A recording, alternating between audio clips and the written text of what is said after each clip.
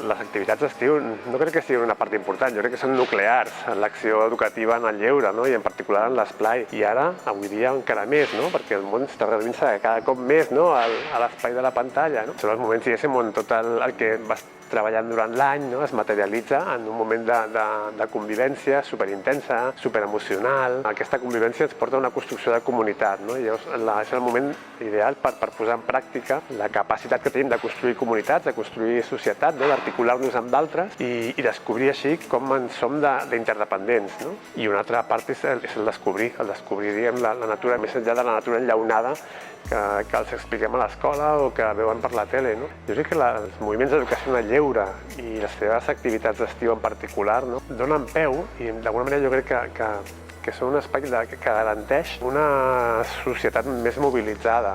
I una societat més mobilitzada és l'única garantia que tenim, no? D'aprofundir en una democràcia més real. Sembla una tonteria, no? Però aquesta activitat del dissabte a la tarda o del campament crec que a efecte papallona podem provocar, no? Aquesta millora de les condicions de vida i de convivència en la nostra societat. El que estem buscant és això, no? És proposar un model de relació de les persones amb la societat diferent, no? Un model, diguéssim, molt més participatiu, molt més compromès, en aquest sentit molt menys individualista, i això és totalment contrahegemònic.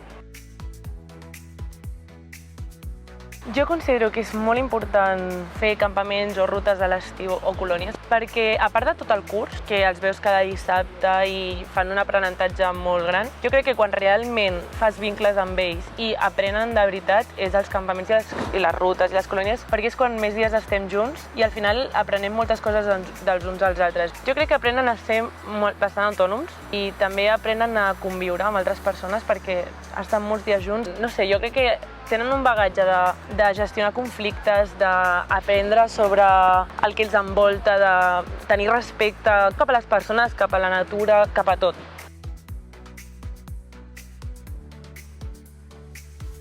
A l'esplai porto ja 2 colònies d'estiu, però anys sencer només una. A mi un lloc dels que més m'agraden són un que es diu la bandera, perquè per la nit no es veu res, llavors et pots amagar, fem excursions tots els dies que quedem, no estàs obligat a vindre, és divertit, fem activitats que a la majoria de gent els agrada, a mi m'encanten, que conèixer-les s'ho passarien genial, i jo crec que s'ho recomanaria molt.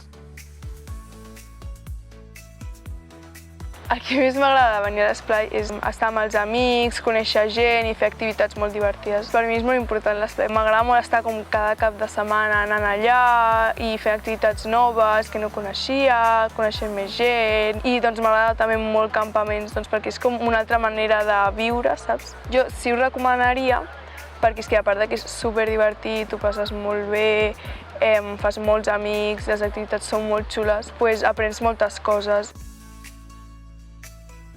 A mi m'ha agradat molt venir moltes colònies des de fa molts d'anys i estar més temps amb amics i no estar tot el dia en pantalla. El que més m'agrada de venir a l'esplai és fer les excursions i passar una bona estona. És molt important per mi perquè si no estigui a l'esplai no em portaria amb tanta gent.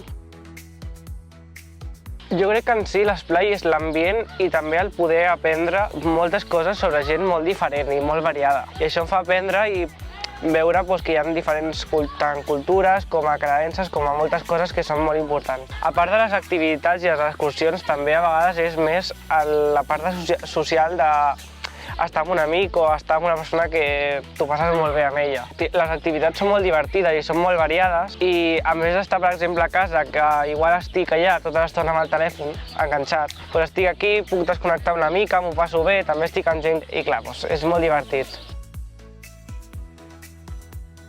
Marxar de campaments, colònies o rutes a l'estiu, igual que durant tot l'any, però especialment permet treballar tots els valors que treballem a l'esplai i per tant fomenta l'autonomia dels infants, també de les monitores i fa que els infants tinguin un espai per conèixer, també per aprendre a relacionar-se amb l'entorn i això vol dir relacionar-se tant amb l'entorn natural o que ens envolta com amb la resta de persones. Per tant, tots els valors que tenen a veure amb la comunitat i el grup doncs es realcen. I és molt important la feina que es fa en termes de participació. A l'Esplai aprenem a participar i això és molt important per després poder incidir i per poder intentar caminar cap a una societat més justa. Per mi és important reivindicar el model de l'Esplai perquè en el món en què vivim avui en dia, molt moguts per la tecnologia i per l'individualisme, aquests espais que s'allunyen d'això són molt valuosos i permeten després enfrontar-se